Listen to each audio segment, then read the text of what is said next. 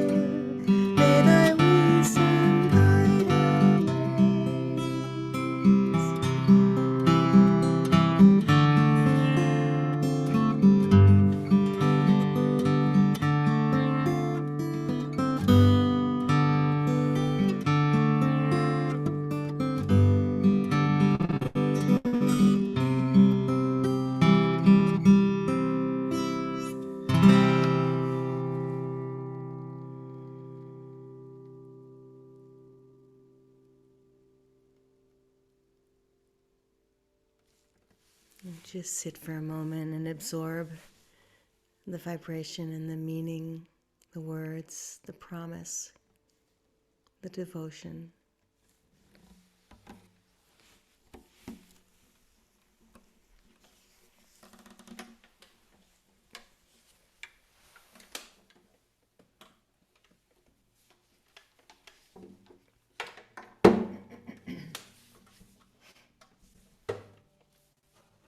Let's sing together, "Door of my heart."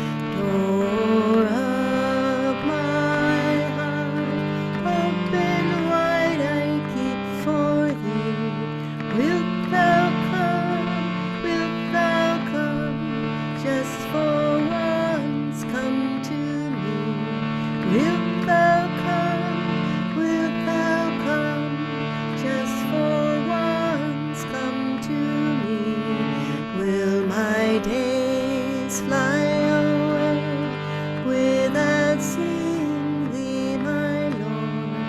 Will my days fly away without seeing thee, my Lord?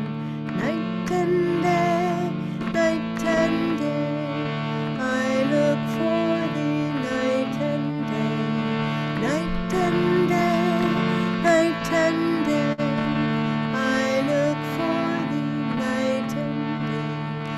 Door of my heart, open wide I keep for thee. Door of my heart, open wide I keep for thee. Wilt thou come, just for once come to me? Wilt thou come, just for once come to me? Will my days fly away without seeing thee, my Lord? Will my days fly away without seeing thee, my Lord? Night and day, night and day, I look for thee, night and day, night and day, night and day, I look for thee, night and day, night and day, night and day, I look for thee, night and day, night and day, night and day, I look for thee, night and day. Wilt thou come, just for once come to me? Wilt thou come, just for once come to me? Night and day, I look for thee, night and day, night and day, I look for thee, night and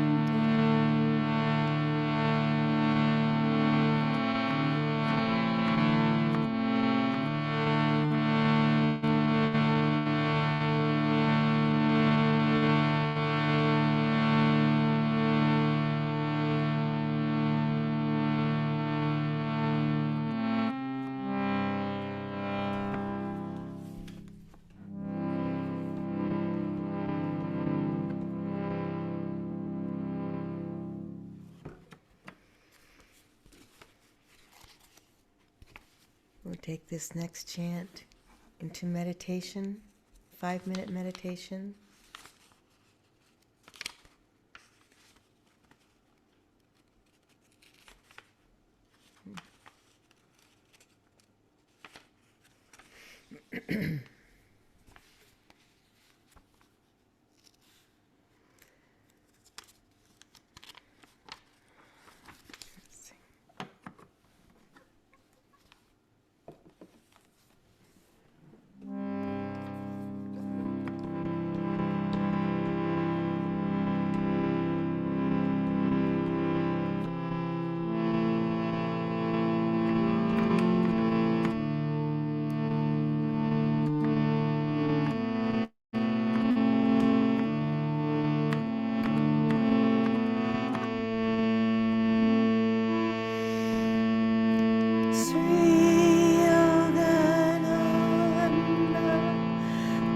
To inner freedom, steal into my heart of hearts, banish my delusions. Sri Yogananda, guide to inner freedom, seal into my heart of hearts, banish my delusions. Sri Yogananda, guide to inner freedom, steal into my heart of hearts,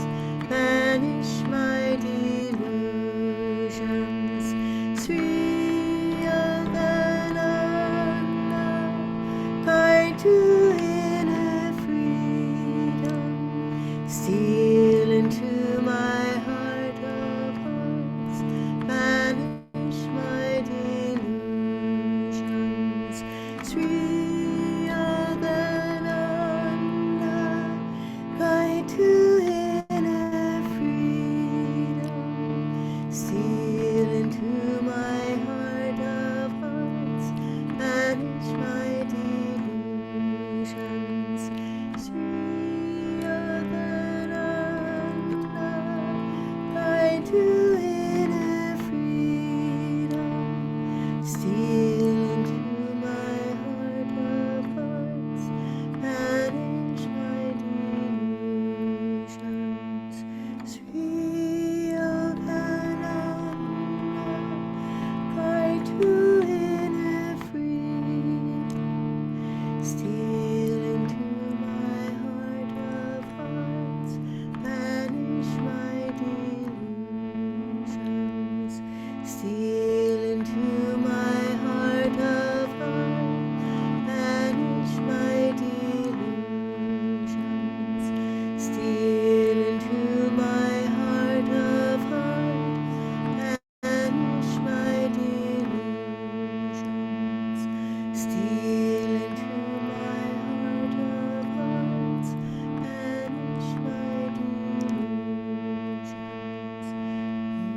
into my heart of hearts, banish my delusions.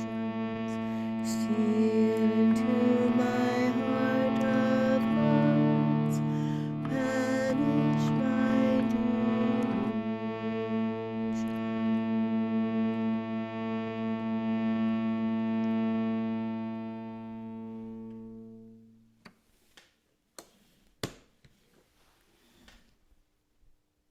So let's take this moment to sit up straight. Bring your awareness to the point between the eyebrows. And for today, in honor of Yogananda, imagine Master in your heart. See his beautiful smile, smiling in your heart and smiling through your eyes as you call to him. If you feel to, you can practice Hong Sa, or simply just feel the breath and spirit in the heart and at the point between the eyebrows. We'll meditate for 5 minutes.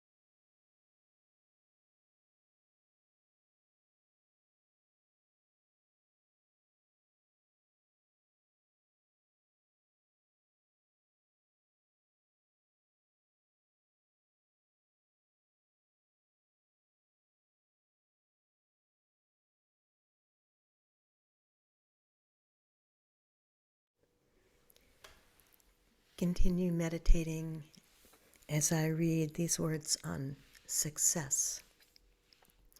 This week's affirmation from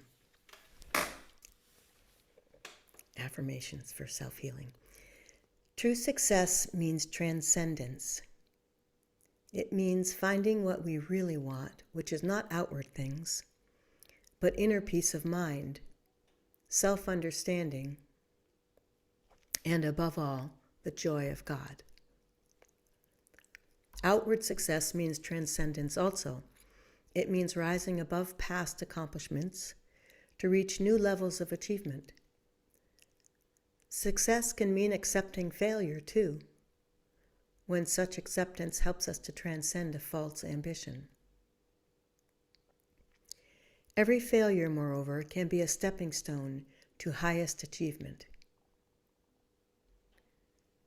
Success should not be measured by the things accomplished, but by our increasing understanding, ability, and closeness to God. Let's affirm together, first strong, loud.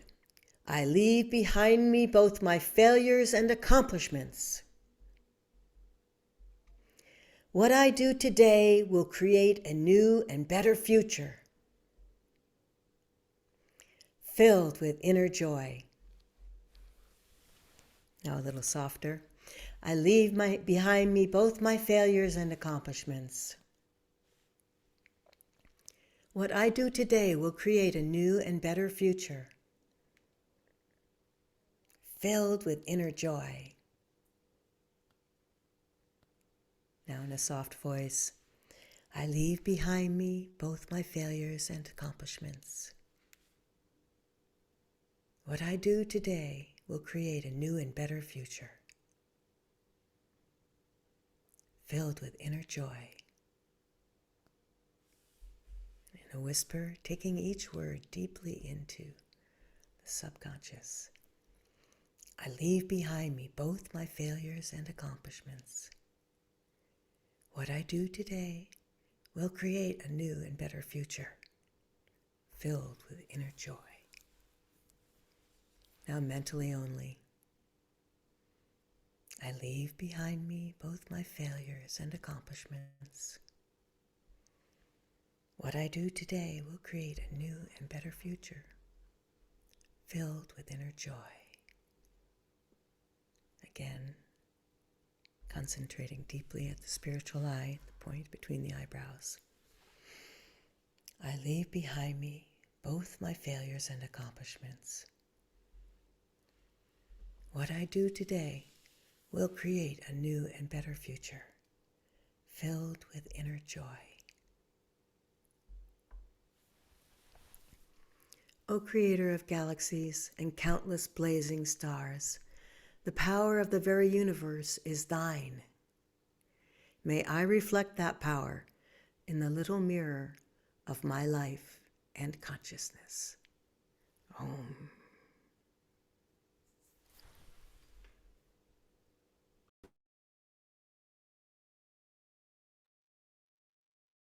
And we'll have our reading now from Rays of the One Light, Weekly Commentaries on the Bible and the Bhagavad Gita by Swami Kriyananda.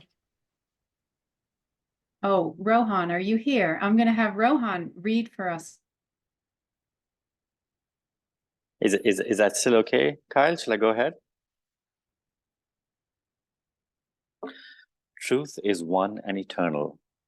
Realize oneness with it in your deathless self within. The following commentary is based on the teachings of Paramahansa Yogananda. In the Gospel of St. John, chapter 1, these immortal lines appear. In the beginning was the Word, and the Word was with God, and the Word was God. The same was in the beginning with God. All things were made by him, and without him was not anything made that was made.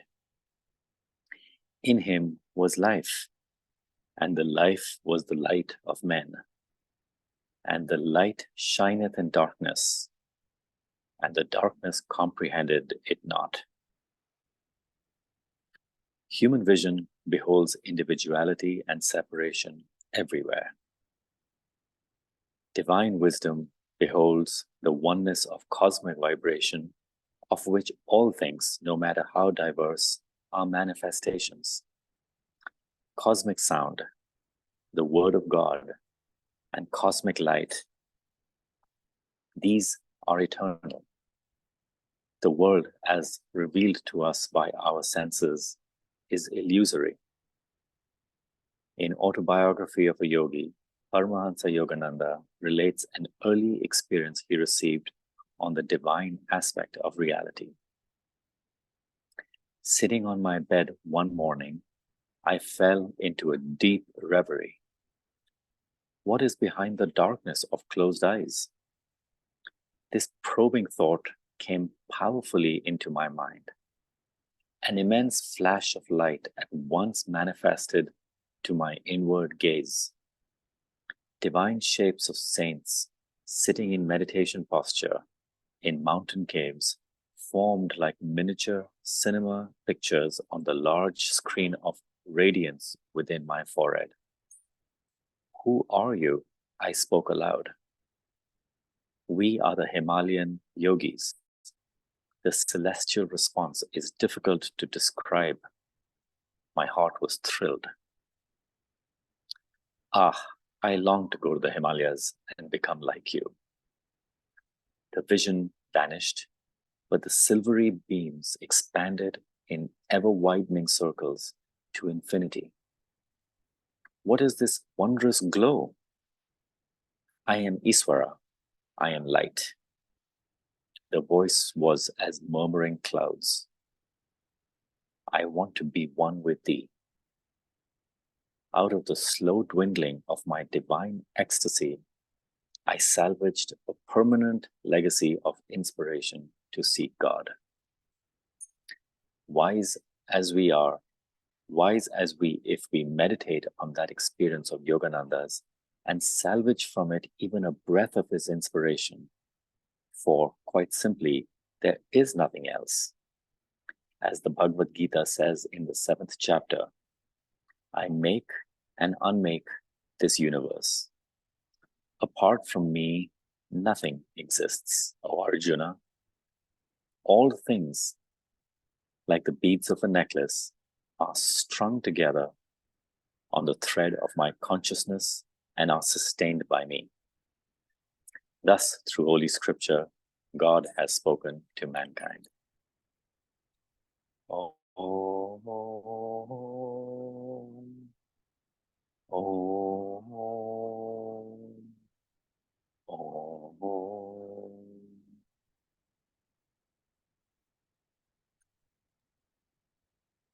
Thank you, and good morning again, friends. Happy New Year. This is the first Sunday service of the new year, but it feels like we're well into the year. We had a beautiful ceremony on New Year's Day last Monday to do the Gayatri mantras 108 times, and Kelly led a beautiful Sunday service the day before, so it feels like we're well into the month, but this is the first Sunday of the year, and what a beautiful reading. That image of Master having that beautiful vision, the light that came to him behind closed eyes of the Himalayan yogis. And Master came here to tell us and teach us that we too can have that same experience, that's available to all of us.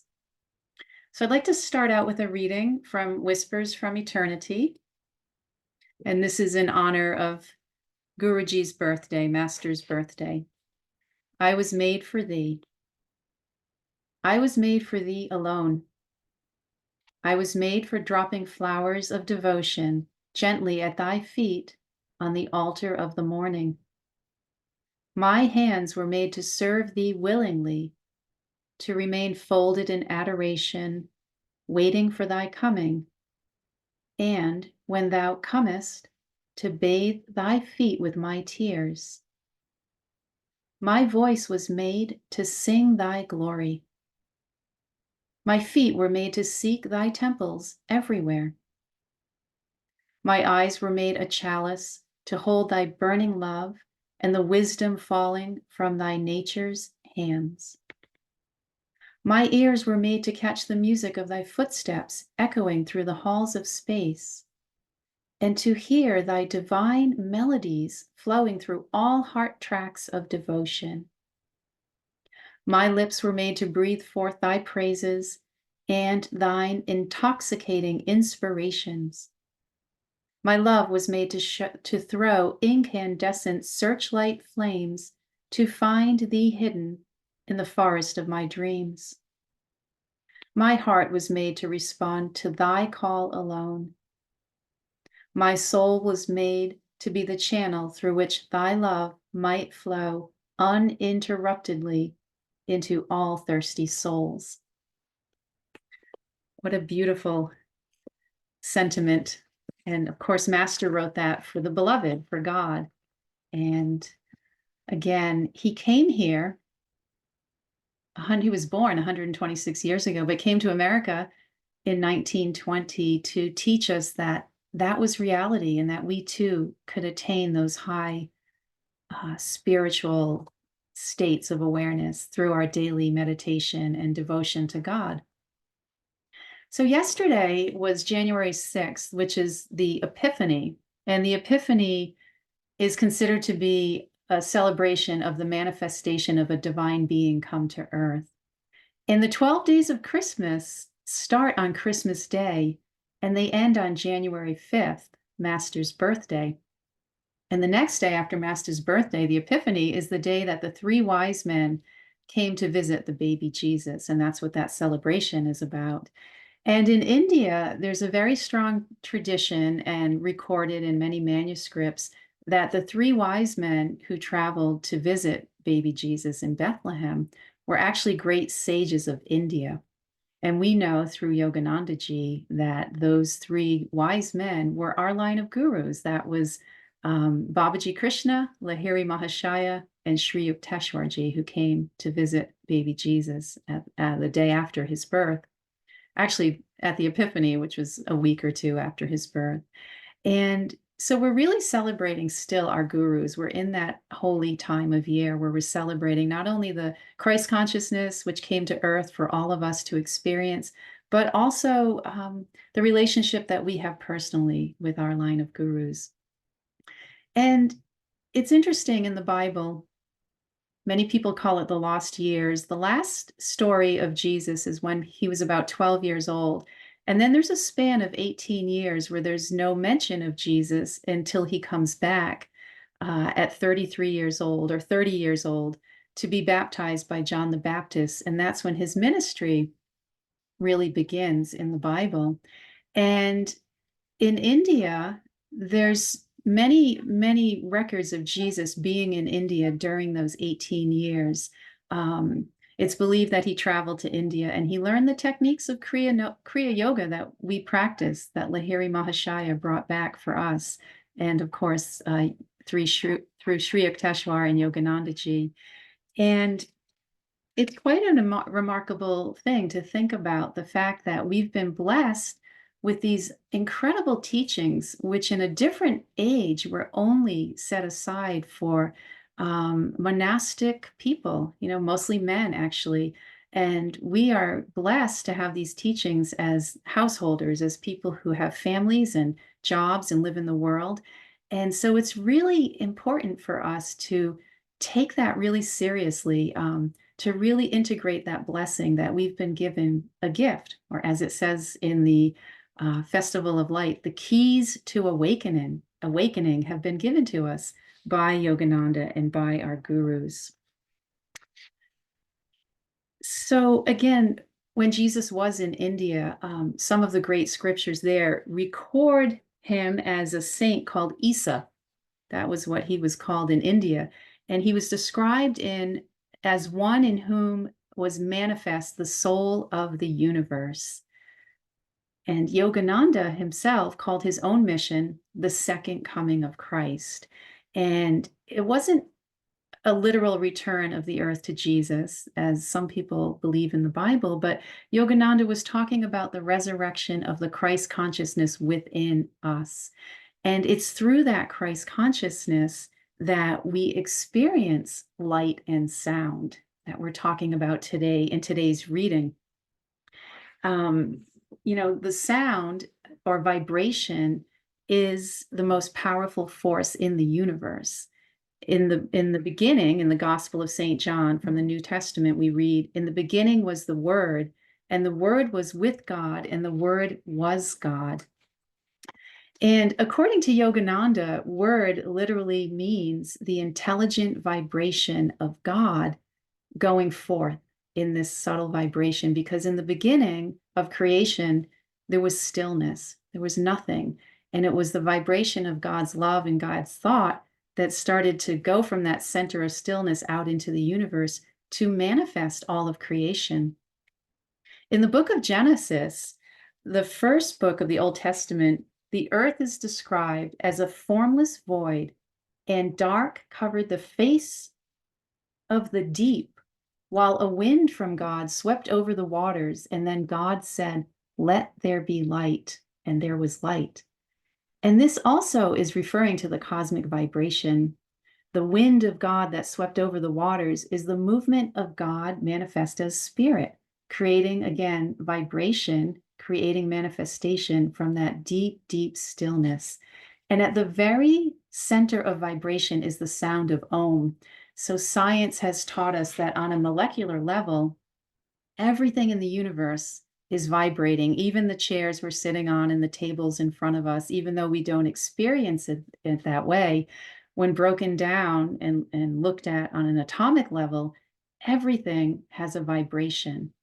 And the higher the consciousness, such as a human being, the higher the vibration. So that's what we're really trying to tune into. That vibration in creation is the sound of Om. Science has proven that all of those little molecular vibrations have a humming sound, and that humming sound, again, vibrates at different levels. So it's interesting. Yesterday, we started Lessons in Meditation course. We'll be working together for 4 weeks. And we spoke about one of the most important aspects of meditation is relaxation in the body. And that's not only the body, but of course the heart, the emotion, and the mind, stillness in the mind. And the reason that's so important is because we can't experience the sound of Om or the light of God until we're completely still inside, because that's where we find God, is in complete stillness.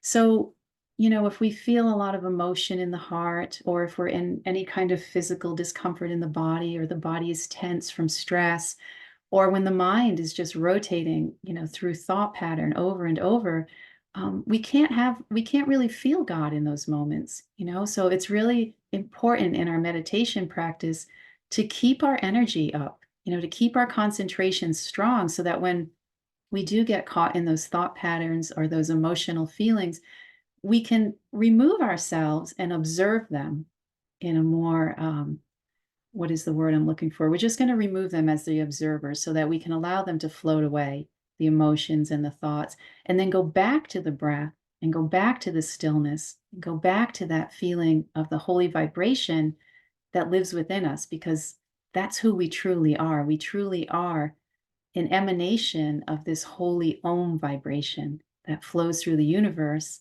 It flows through us, through our minds, our bodies, our hearts, our souls. And the more that we can quiet ourselves and tune into that, the more that we'll experience that beautiful, beautiful experience that Yogananda talked about in today's reading. And going back to meditation, what we talked about yesterday, and we've all had this experience, when we first sit to meditate, many times we fall into subconsciousness sort of quickly, where we're sort of just, in a way, daydreaming, or just our mind is wandering from one thing to the next. And sometimes we're not even aware of it. And then all of a sudden, we'll go back to the breath or the mantra, and we'll catch ourselves. The other thing that can happen in meditation is that we stay in the conscious mind. And in the conscious mind, we're thinking, we're trying to solve problems, we're trying to analyze, we're trying to come up with solutions. And again, when we catch ourselves in that state of mind, we have to go back to the breath, back to the mantra, back to focusing on the Christ center, so that we can lift ourselves from subconscious and consciousness to super conscious awareness. because that's where Om lives. Om and light of God are when we tune in to super conscious awareness through our practices. And, I had confirmation of that myself recently. Over the last several weeks, I've been in a situation where I had to make a very serious decision for a loved one. And I really had a hard time, honestly. I was filled with emotion. I was filled with fear. It was a very intense period for me. And I noticed that my meditations weren't as calm as usual. And I found that exactly that what was happening in my meditations was I was using my conscious mind to try to think of a solution. Even though I was trying to meditate, it would just keep coming back and coming back. And the more that that happened, not only in meditation, but out of meditation in my daily life, the last couple of weeks, I found myself becoming more and more mentally confused about the solution. What was the right choice? What was the right solution? And that's what happens to us when we live in the mind, in the intellect, which is ego consciousness. We get all caught up and it can really block us from receiving divine inspiration and divine grace. And then finally, just recently, this week or last week, I had a very deep, powerful meditation. And in that meditation, the answer came to me very quickly and beautifully and gracefully. And there was no emotion attached to it. And there was none of that feeling of having to struggle for the right answer. It just came from God. And that's what God does for us when we touch that super conscious state in meditation. So it's really, really important that when we begin our meditations, we keep our energy high, we keep our concentration high. We have to be very disciplined with our mind because our minds have a life of their own. And if left to their own devices, they'll take us out. They'll just keep taking us out, taking us out. And we want to stay in that inner sanctuary, in that inner cradle of Christ consciousness in our hearts and at the spiritual eye so that we can receive grace and we can receive guidance during times in our life where we're facing difficult decisions or choices. And it's hard sometimes to stay in that consciousness that God has a plan for each of us. Even though we believe that and we feel it, sometimes it's hard to really stay in that vibration that everything in life unfolds exactly as it should. But again, when we stay in the consciousness of Om, in super conscious awareness through meditation, in that expansion state, then we can start to touch that and really integrate that knowing into our lives.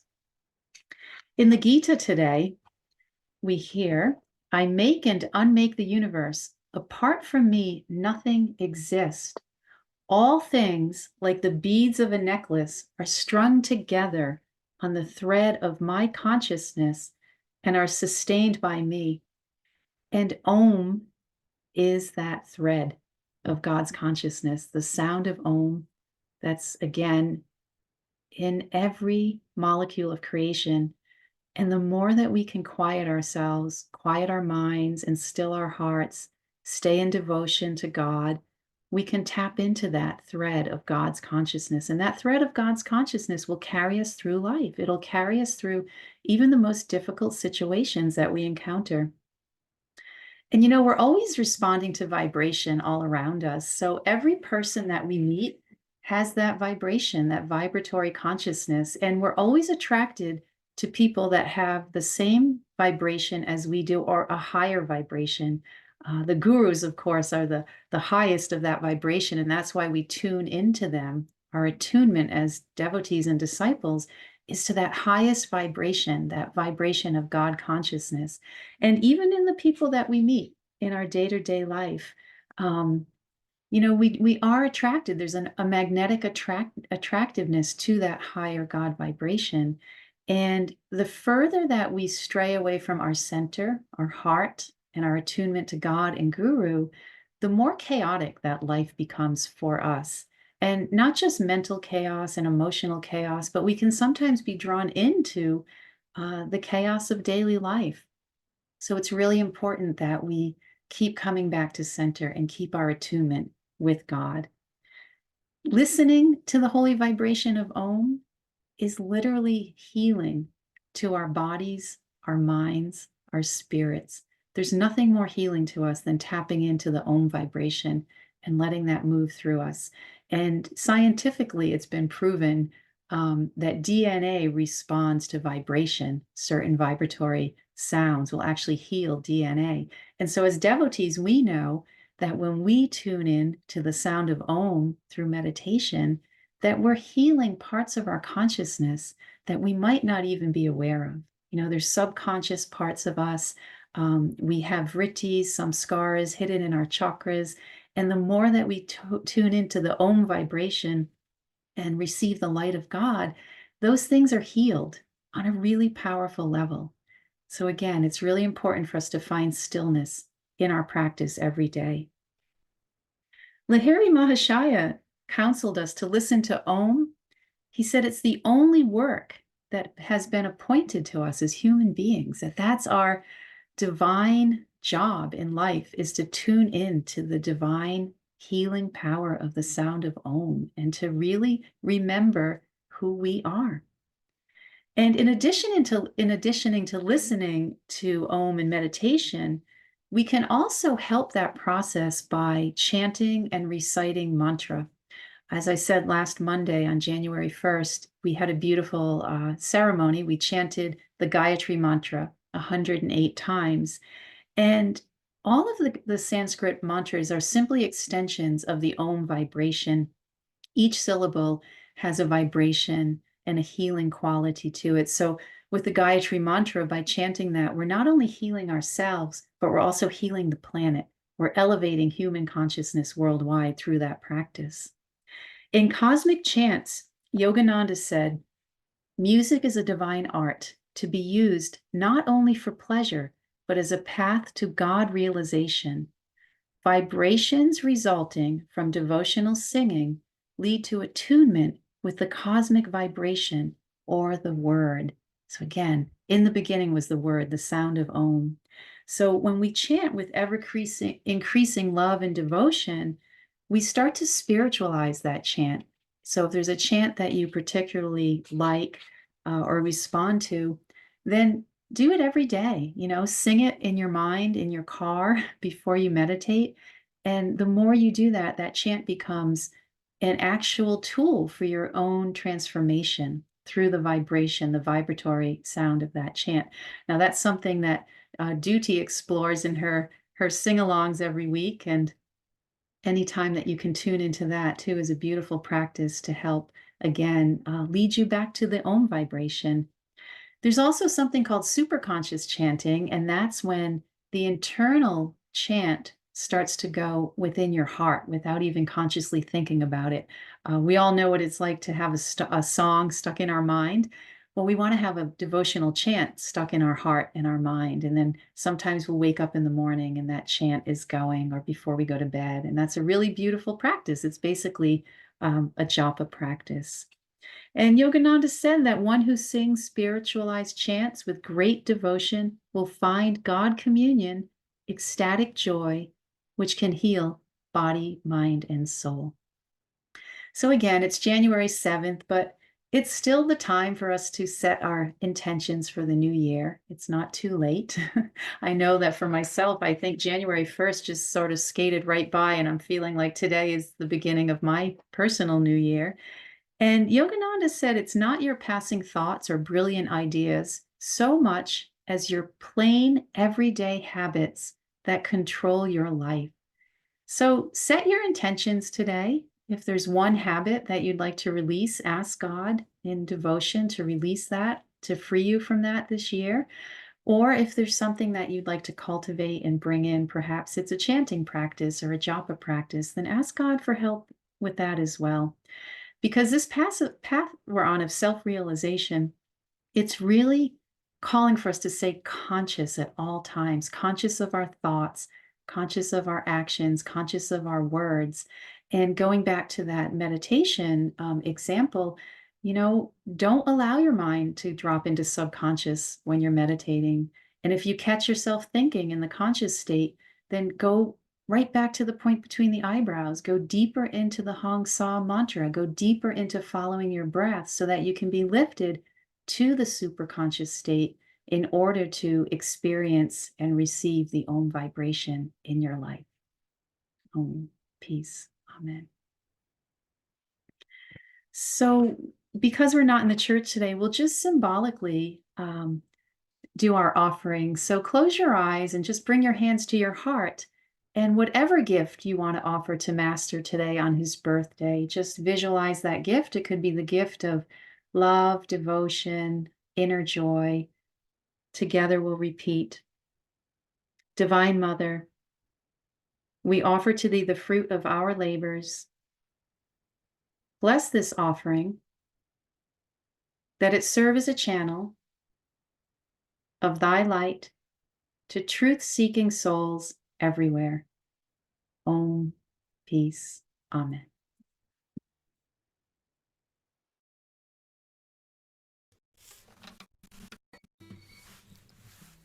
This is a song that was,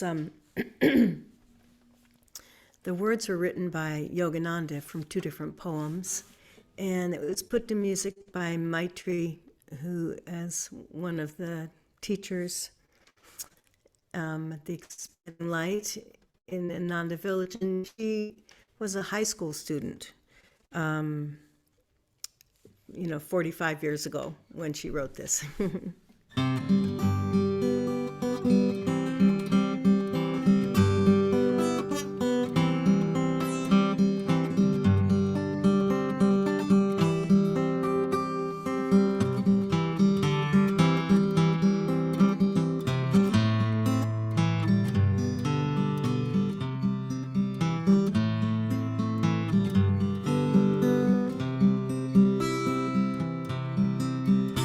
Keep calling him, keep calling him, keep calling him. Whether he replies or not, keep calling him. In the temple of unceasing prayer, believe that he's approaching there, and call to him, keep calling him.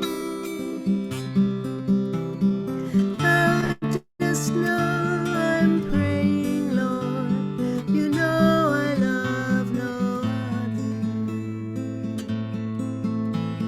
I'll speak not, nor ask when to expect from you an answer. You know my heart. I'll call to thee again. Keep calling him, keep calling him. Whether he replies or not, keep calling him. I'll wash thy feet of silence with the waters of my tears. The altar of my soul will be empty till thou comest. I'll wait for thee.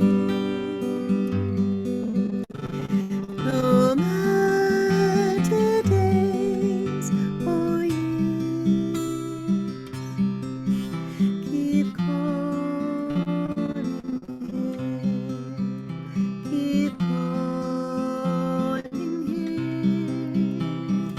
Whether he replies or not, keep calling him. In the center of my heart, I have a mystic throne for thee. The candles of my joys are dimly burning now in hope, awaiting thy coming. Though it be